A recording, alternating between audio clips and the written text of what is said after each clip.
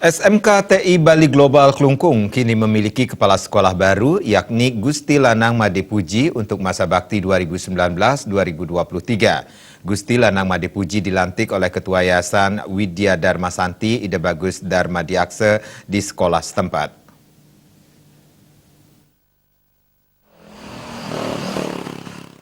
Pelantikan Kepala Sekolah SMK TI Bali Global Klungkung Gusti Lanang Madepuji ditandai dengan pembacaan SK Yayasan Widya Dharma Santi dan dilanjutkan dengan pengucapan sumpah dan janji.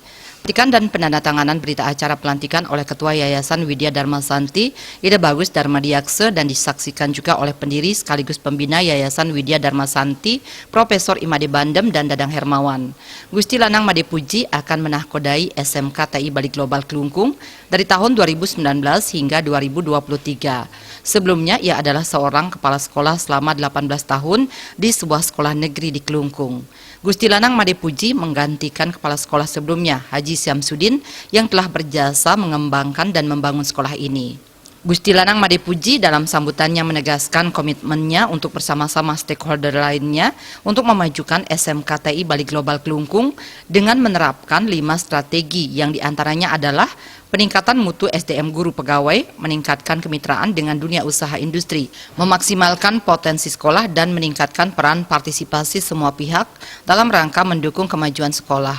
Strategi ini diharapkan bisa menciptakan lulusan yang berkualitas, kompetitif, berdaya saing nasional dan internasional, serta sejalan dengan kebutuhan dunia usaha di era industri 4.0, namun tetap berwawasan budaya.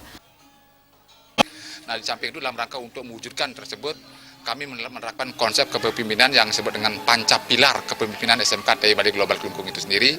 Yang pertama adalah pemberdayaan sumber daya manusia, yang kedua adalah memberdayakan potensi sekolah, yang ketiga melaksanakan model kerja kemitraan, yang keempat adalah menerapkan manajemen partisipatif, dan yang terakhir adalah merubah budaya sekolah.